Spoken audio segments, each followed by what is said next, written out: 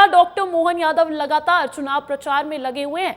BJP ने MP के मोहन को पूरी तरह यूपी के चुनावी दंगल में उतार दिया है और बीजेपी का सारा जोर छठे और सातवें चरण में होने वाली पूर्वांचल की 27 सीटों पर है। कैसे बीजेपी मोहन यादव के जरिए यादव वोट बैंक को साध रही है, समझिए इस रिपोर्ट से। भारत में लोकसभा चुनाव जारी है और अब इस चुनाव के बीच रावण लंका से लेकर पीओके तक की एंट्री हो चुकी है। इससे पहले लोकसभा चुनावों में ऐसी बयानबाजियां देखने को मिली हैं, लेकिन तब मैदान में सिर्फ केंद्र के बड़े बड़े नेता हुआ करते थे।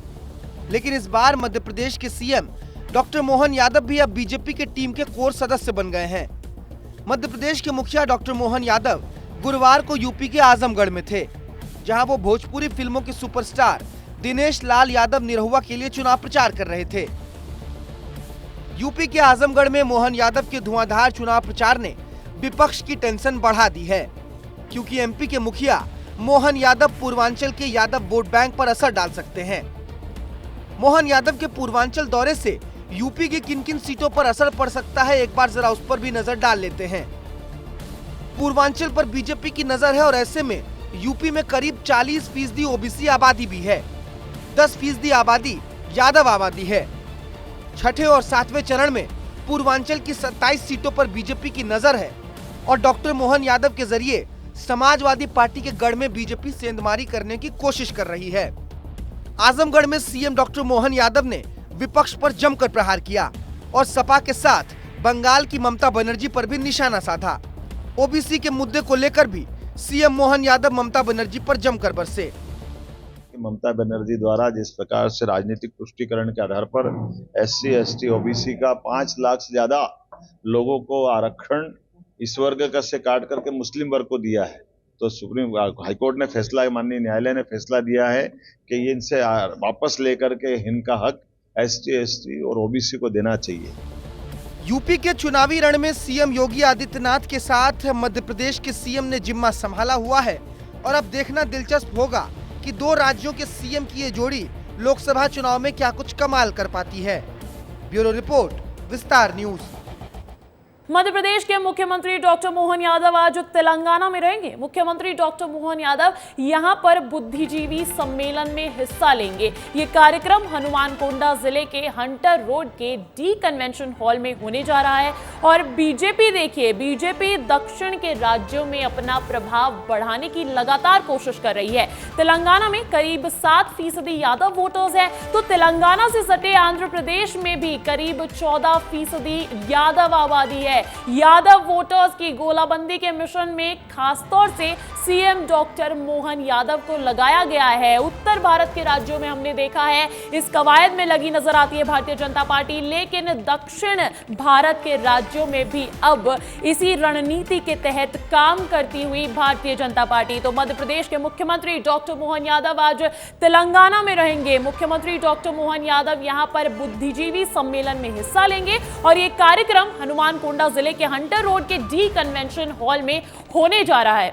और देखिए, इस पूरी खबर पर अधिक जानकारी के साथ मायने समझाने के लिए जुड़ गए हैं हमारे ब्यूरो चीफ श्याम सिंह तोमर। श्याम जी, अगर हम बात करें सीएम डॉक्टर मोहन यादव की, तो वो लगातार प्रचार प्रसार की प्रक्रिया में व्यस्त है, लेकिन फिर भी उस शेड्यूल के बीच उनका तेलंगाना जाना, एक कार्यक्रम में शामिल होना, क्या दर्शाता है?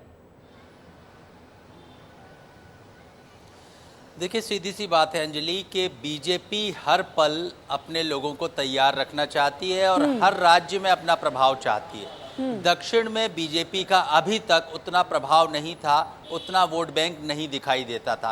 अब बीजेपी की रणनीति ये है कि उन चेहरों को जो उन तक पहुंचाया जाए, जैसा कि मैंने आपसे कहा था कि महाराष्ट्र इसी नेचर का हैदराबाद भी है, इसी नेचर के दक्षिण के कई बड़े जो है शहर हैं, जहां पर दक्षिण भारत में काम करने वाले उत्तर भारत के लोग रहते हैं, यादव रहते हैं, ओबीसी वर्ग रहता है। ऐसे में बुद्धिजीवी सम्मेलन करना, यानी जो माइंड मेकअप करते हैं उन लोगों के बीच जाना, ताकि वो जो जमीनी कैडर जो जिसकी बात की जा रही भाजपा तैयार कर पाए। तो ये रणनीति का हिस्सा है दक्षिण के राज्यों में अपना प्रभाव जमाना, ताकि भविष्य में जब भी चुनाव हो तो इस बार जो संघर्ष था वो कुछ कम हो सके।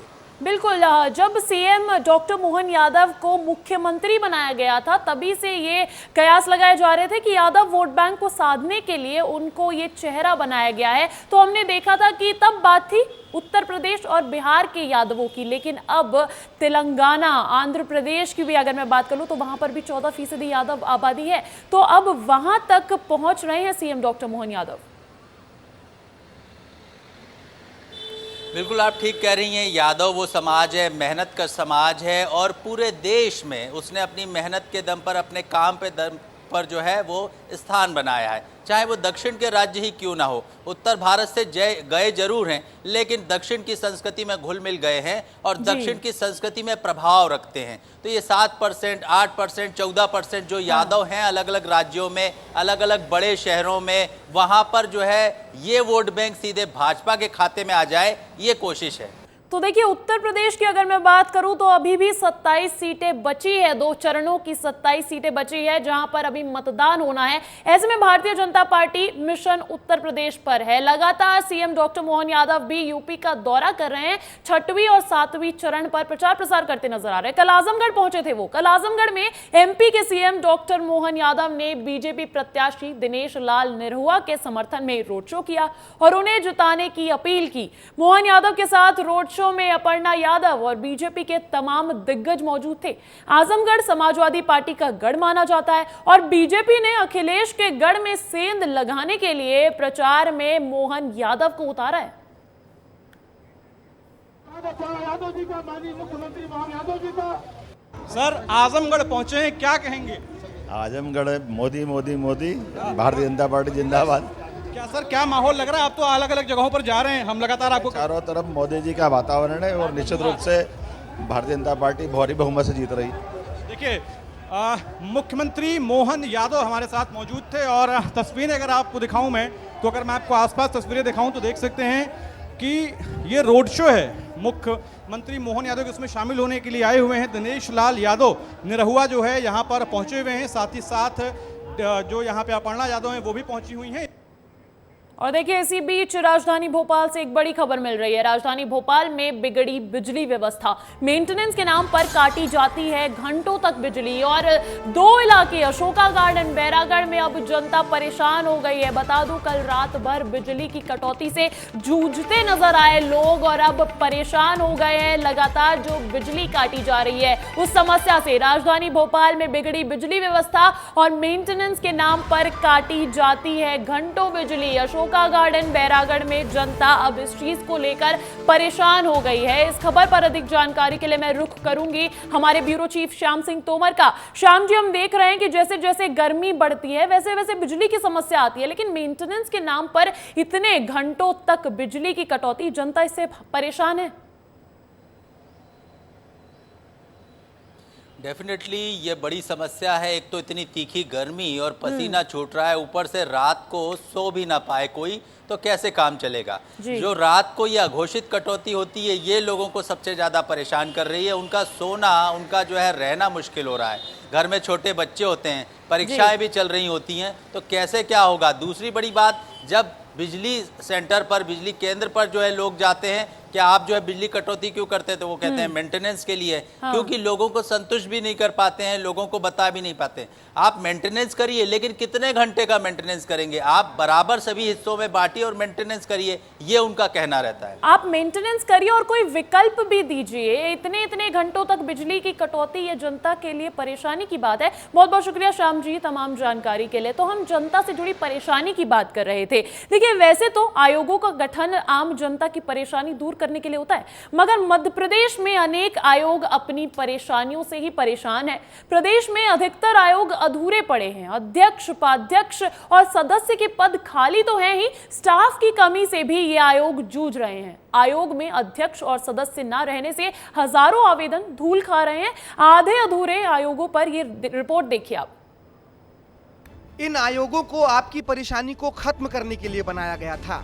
जो लोग थाने कचहरी के चक्कर नहीं लगाना चाहते थे, वो आयोग में पहुंचकर अपने दुख को खत्म कर सकते थे। लेकिन मध्य प्रदेश के आयोग महज इमारतों में ही रह गई हैं। आपकी शिकायत सिर्फ कागजों की लिस्ट का हिस्सा बनती जा रही है, लेकिन उनका हल कोई नहीं निकाल पा रहा है। दरअसल महिला आयोग में जहां 4 साल से अध्यक्ष और सदस्य नहीं हैं, तो कुछ ऐसी ही तस्वीर अनुसूचित जाति आयोग, अनुसूचित जनजाति आयोग, अल्पसंख्यक आयोग और तो और पिछड़ा वर्ग आयोग में भी व्यवस्थाएं ढर्रे पर चल रही हैं।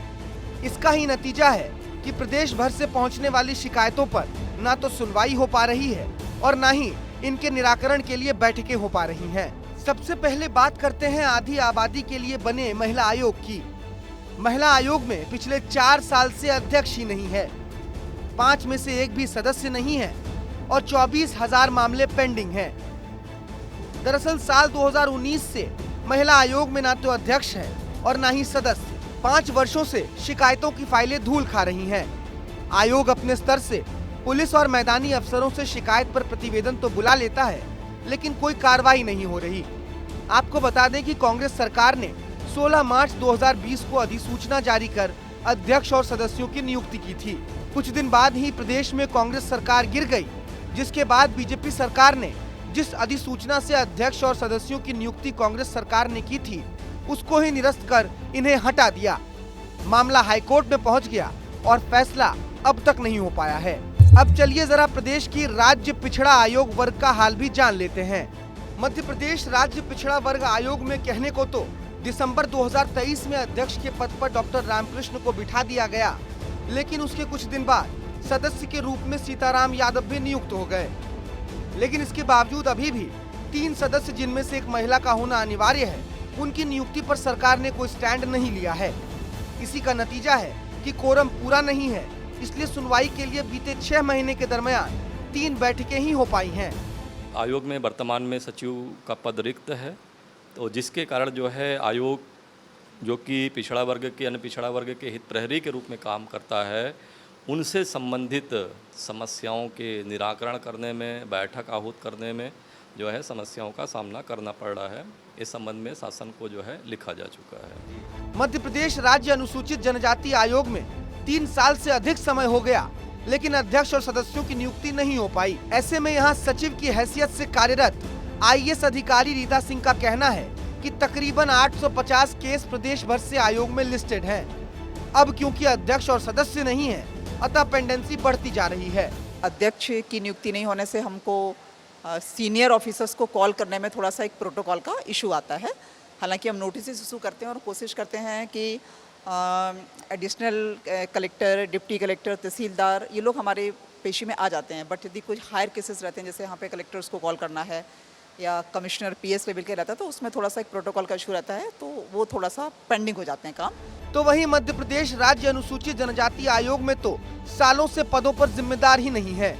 सचिव जितने मामले हल कर पाती हैं, उतना कर देती हैं। तो इस तरह हमने बताई एक एक आयोग की क्या तस्वीर है, क्या सच्चाई है, कौन से पद खाली हैं और इन पदों के खाली रहने से क्या स्थिति बनी हुई है, किन वर्गों को इससे नुकसान हो रहा है। अब ये सरकार की जिम्मेदारी है कि वो समय रहते इन पदों पर, चाहे वो चेयरमैन हो, चाहे सदस्य हो, चाहे सचिव हो, बैठाए, ताकि आयोगों का काम वास्तव में ठीक से चल पाए। यानी कुल मिलाकर बात तो यही है कि आयोग तो बन जाते हैं, लेकिन सिर्फ खाना पूर्ति के लिए, ना कि आपके और हमारी सुविधा के लिए। देखिए, भिंड से हैरान करने वाला मामला सामने आया है। भिंड में 2 दिनों में 3 नाबालिग लड़कियां लापता हो गई हैं और ये सभी लड़कियां अलग अलग जगह से लापता हुई हैं। नाबालिग लड़कियों के परिजनों ने थाने में गुमशुदगी की शिकायत दर्ज कराई है, जिसके बाद से ही पुलिस लड़कियों की तलाश में जुटी है। तमाम कार्रवाई की जा रही है और पुलिस लापता लड़कियों की सहेलियों से भी पूछताछ कर रही है। तो ये पूरा मामला भिंड से निकलकर सामने आया है, जहां सिर्फ 2 दिनों में 3 नाबालिग लड़कियों के लापता होने की खबर है। और अब बात कर लेते हैं मध्य प्रदेश के मौसम की। देखिए, मध्य प्रदेश में इन दिनों भीषण गर्मी पड़ रही है। पारा 44 डिग्री पर पहुंचने से लोग गर्मी से बेहाल हो रहे हैं। ऐसे में लोगों के साथ साथ भगवान को भी गर्मी से बचाने की कोशिश शुरू हो गई है। अलीराजपुर जिले के कई मंदिरों में भीषण गर्मी से बचाने के लिए AC तो कहीं कूलर का इस्तेमाल किया जा रहा है। यहाँ के जोबट के मंदिरों में AC और कूलर लगाए गए हैं। वहीं मौसम विभाग की माने तो अगले कुछ दिनों तक राहत की कोई उम्मीद नहीं है। एक हमारे भक्त ने सुरपाल भैया ने उनके पिताजी की पुण्य स्मृति में ऐसी दान की है। तो मेरा यही कहना है अन्य भक्तों से और श्रद्धालुओं से कि अन्य जो भी आपको मंदिर आश्रम में देना चाहें तो भगवान के मंदिर में भक्तों को भी और भगवान को भी दोनों को ही ठंडक मिलेगी। और अब अगली खबर रतलाम से। केंद्र सरकार 3 तलाक को तो खत्म कर चुकी है, लेकिन अभी भी कई जगह इस 3 तलाक से जुड़ी खबरें आती रहती हैं। और अब ऐसी ही एक खबर रतलाम के आलोट से आई है, जहां MBBS डॉक्टर ने अपनी पत्नी को डाक के जरिए तलाक दे दिया। क्या है पूरा मामला, समझिए इस रिपोर्ट से। भारत सरकार पहले ही 3 तलाक को अवैध घोषित कर चुकी है, लेकिन आज भी 3 तलाक का ये डंक कई मुस्लिम महिलाओं को डस रहा है। अब 3 तलाक का एक ऐसा ही नया सांप रतलाम में भी निकला है। रतलाम के आलोट में भी एक ऐसा ही मामला सामने आया है। जरा आप सोचिए कि कोई पढ़ा लिखा MBBS डॉक्टर अपनी पत्नी को डाक के जरिए 3 बार तलाक के कागज भेज देता है और उससे तलाक लेने की मांग करता है। ये पूरी वारदात आलोट की 25 वर्षीय मुस्कान के साथ हुई है। इस MBBS डॉक्टर का नाम ईशान सतानिया है। 3 तलाक के कागज जैसे ही मिले तो मुस्कान अपने पिता जाहिद खान के साथ आलोट थाने पहुंची, जहां उसने पति ईशान के खिलाफ मुस्लिम महिला विवाह अधिकार का संरक्षण अधिनियम 2019 के तहत मामला दर्ज करवाया। थाना प्रभारी ने मेरा मामला सुनकर उस पर जांच की और FIR दर्ज कराई। उनके सबके सहयोग से FIR दर्ज हुई है और मीडिया के माध्यम से। और मैं आज सबसे अपील करती हूं कि ये जो चीज़ मेरे साथ हुई है वो आलोट की और इस शहर की किसी भी बेटी के साथ ना हो। इसलिए आगे जाके आप बस इस कूटनीति को ये जो तलाक की नीतियाँ इन सबको ख़त्म की जाए और आगे से कोई भी बेटी के साथ ऐसा सलूक ना हो। इसलिए मैं सरकार से, आलोट थाना प्रभारी से, मीडिया से, सबसे ये अपील करती हूँ कि जो मेरे साथ हुआ वो किसी और की बेटी के साथ ना हो। मुस्कान की शिकायत के बाद रतलाम पुलिस ने ईशान के खिलाफ मामला दर्ज कर लिया है। युवती ने पुलिस को बताया कि जब से उसकी शादी ईशान से हुई है तब से ईशान उससे अलग अलग तरह से पैसों की मांग करते आ रहा है। ईशान कभी पैसे मांगता है तो कभी मोटर गाड़ी की फरमाइश करने लगता है और दहेज की मांग करता है।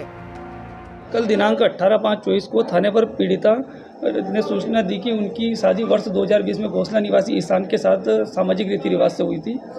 पति द्वारा 3 बार डाक द्वारा अलग अलग दिनांक को कागज भेजे गए थे, जो पीड़िता की सहमति के बिना थे, जिसके आधार पर पीड़िता के पति के विरुद्ध मुस्लिम महिला विवाह पर अधिकार का संरक्षण अधिनियम 2019 की धारा 4 के तहत प्रकरण पंजीबद्ध किया गया और विवेचना में लिया गया। आरोपी ईशान ने 28 फरवरी से 8 मई 2024 के दौरान मुस्कान को डाक के माध्यम से 3 बार तलाकनामा भेजा है। अब देखना होगा कि 3 तलाक के इस खेल से मुस्कान कैसे उभर पाती है। ब्यूरो रिपोर्ट, विस्तार न्यूज।